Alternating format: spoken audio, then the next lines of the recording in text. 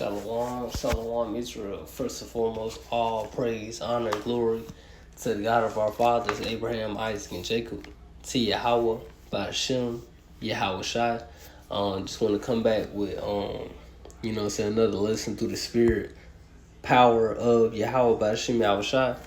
To the hopeful elect, the 144,000 men, the nation of Israel, and also to the large multitude of men, women, and children that wholeheartedly believe on this truth, that, they keep enduring to the end, man. So, just want to talk about a little thing, man, about Egypt, man.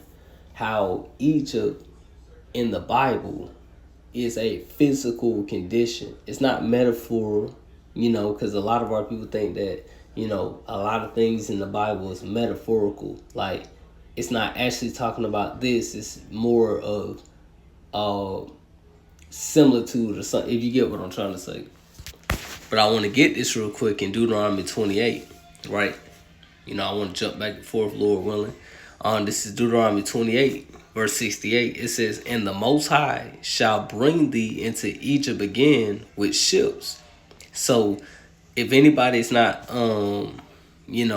familiar with the curses, or if they're new to the truth, still haven't, learned these things, but in Deuteronomy 28, it is basically a contract that the Most High God said that, if Israel, which is so-called blacks, the Hispanics and Native Americans, if we actually listen to him, do what he say, he will put us on high.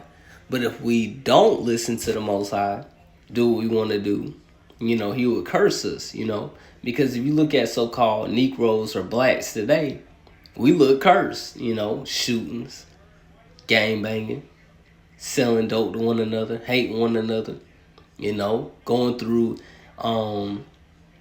injustices in this place that we call America, Babylon the Great. We're going through all these different things. But the Most High God, brought these things upon us because, we didn't take heed to them, man.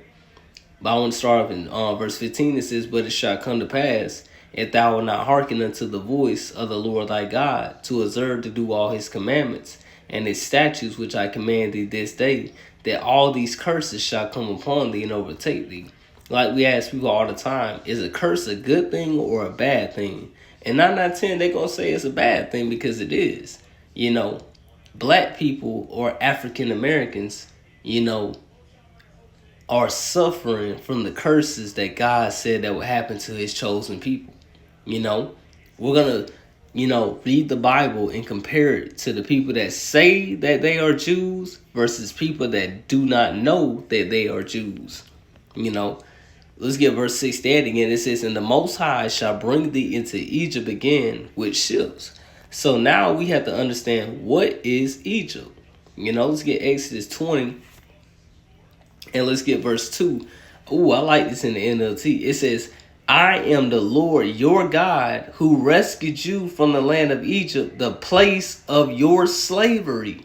So we got to understand that the ancient Israelites were slaves to black African Egyptians. Black Negroes were enslaved by black African Egyptians. And the Most High God heard our forefathers cry and freed them from the house of bondage, slavery. If you look at it today, the only people that suffered such a horrific thing was only African Americans being took to a place from your homeland in the African diaspora. So I got to read that again. It says, "I am the Lord thy God, which have brought thee out of the land of Egypt, out of the house of bondage." In the NLT, it says, "the place of your slavery." We are still slaves today, as much as our people don't want to admit it, So now let's go back to Deuteronomy 28. So we understand that God is not talking metaphorically like, oh, this is something spiritual, It's not talking about physical. No, this is talking about actually something physical, right? So let's get verse 68 in the NLT, it says, then the Lord will send you back to Egypt in ships to a destination I promise you will never see again, right? So Egypt is slavery. The Most High God said that he would bring his chosen people into slavery with ships. The only people in the world, in the history of the world, that fulfilled this prophecy was the Negroes that came during the transatlantic slave trade, when African nations were trading Negro slaves to, the Grecians, or, the so-called white man, or whatever you want to call him, the red man, This is not hate. This is not anti-Semitic speech. This is simply the words of the living power, Yahweh. If you claim like you believe in the Bible, this is the same Bible that's been sitting on everybody's bookshelf for years. But nobody actually dove into it to actually see what was going on in it, man. So the Lord said that he would bring his chosen people into Egypt again with ships, right? So let's finish it out, then we'll come back.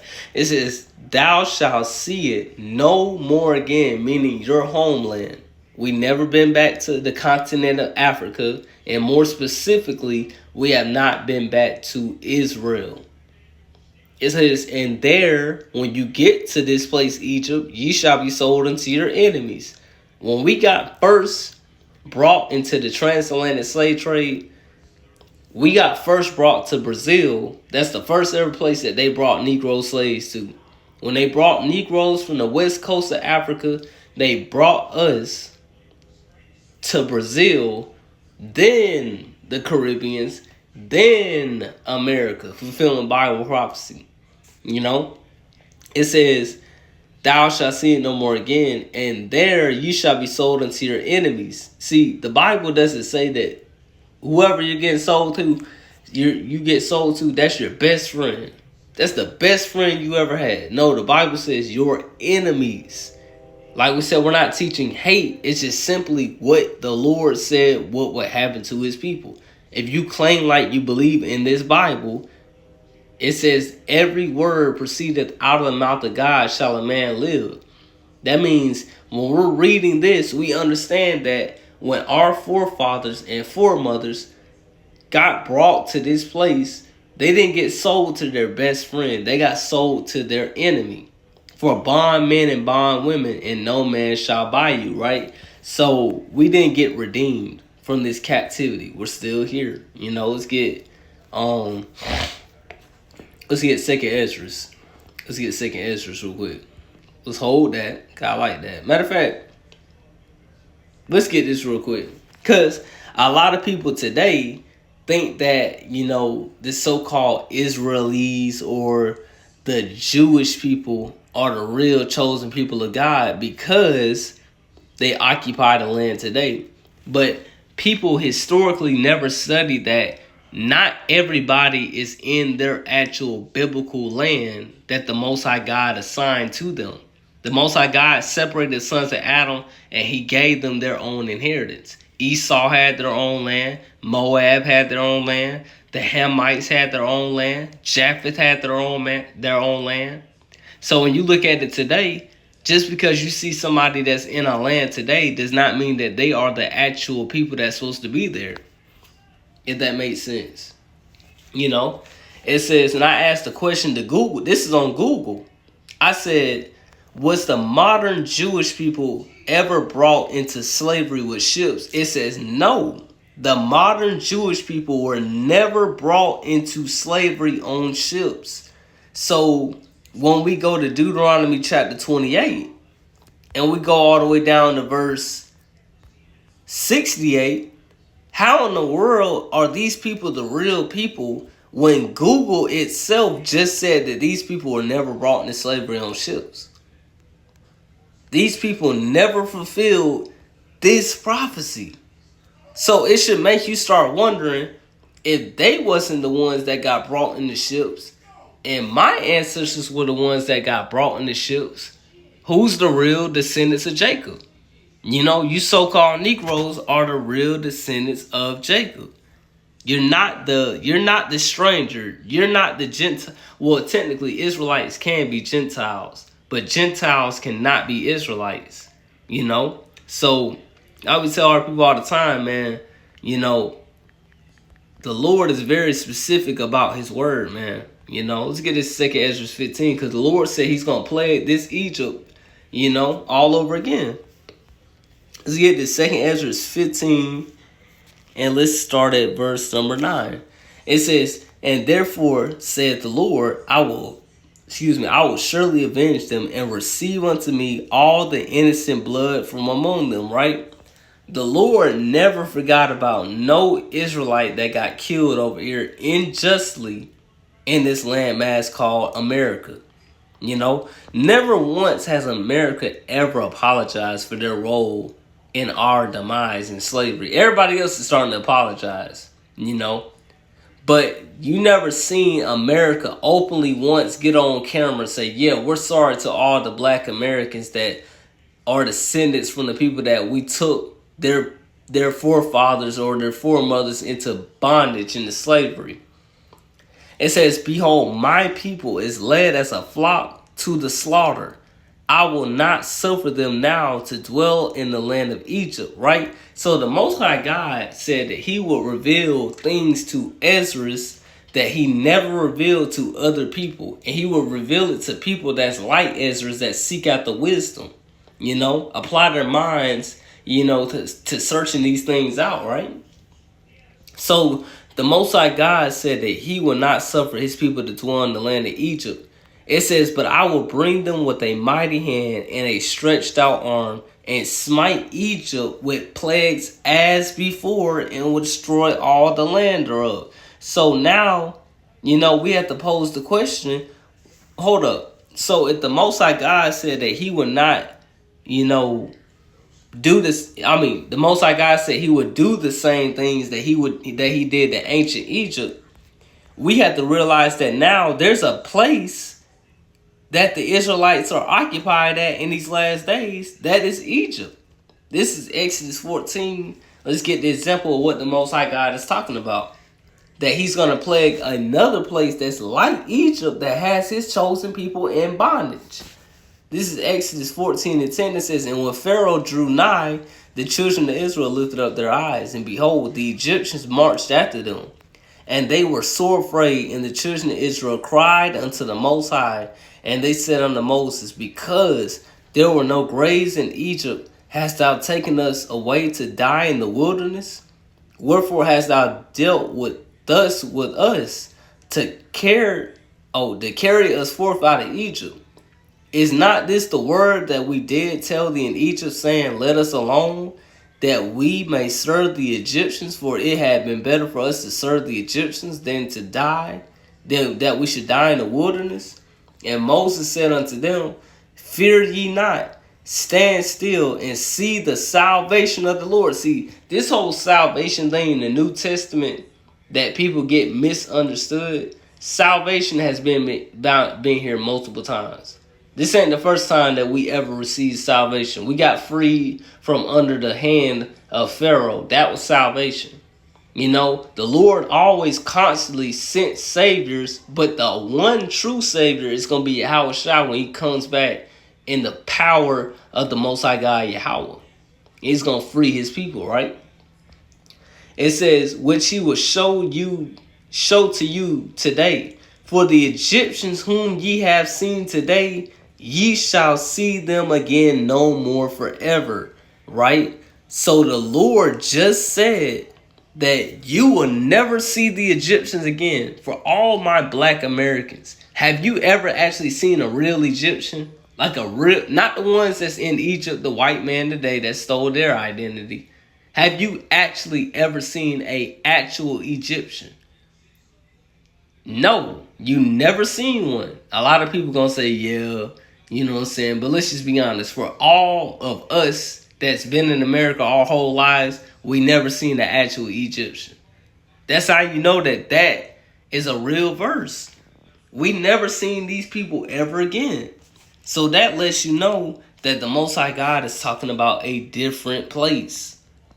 This is not the same Egypt like Pharaoh, because he said we'll never see Pharaoh or the Egyptians ever again.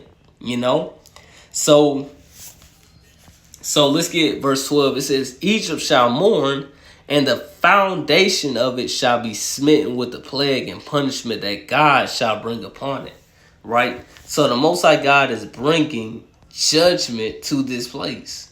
Let's get an example. Let's get the back of the US dollar bill.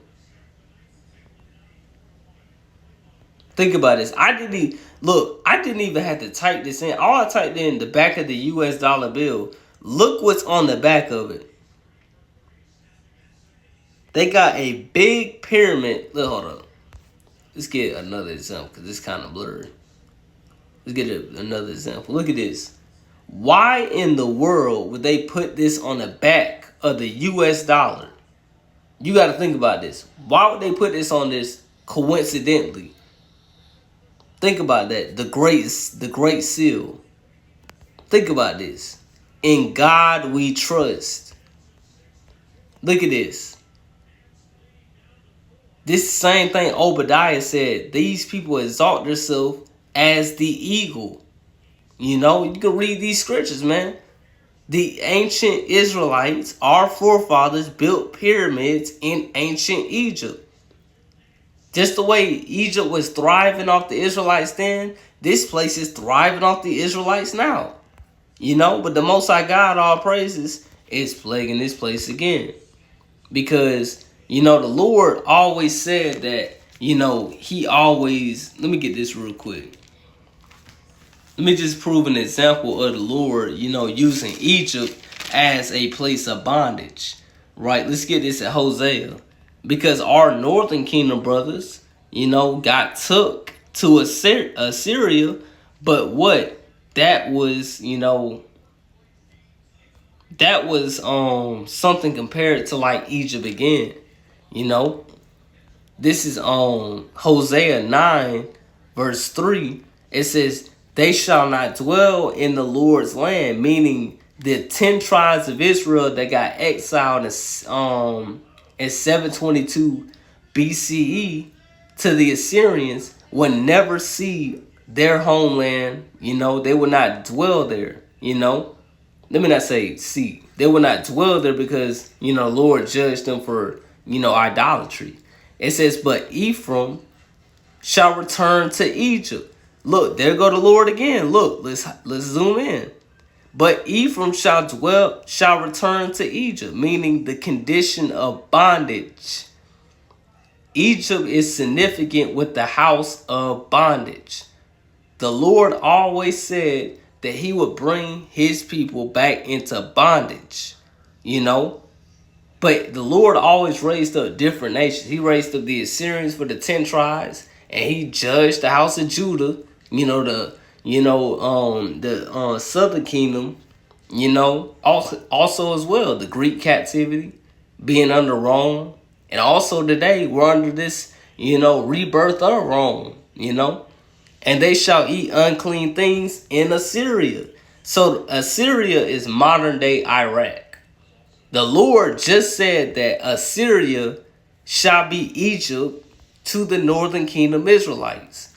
So that's how you know that Deuteronomy 28, verse 68, is talking about an actual place. It's not talking about no, you know, whatever people think that it's not, that it's talking about.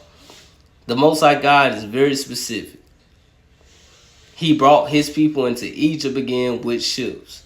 So, with that, I digress.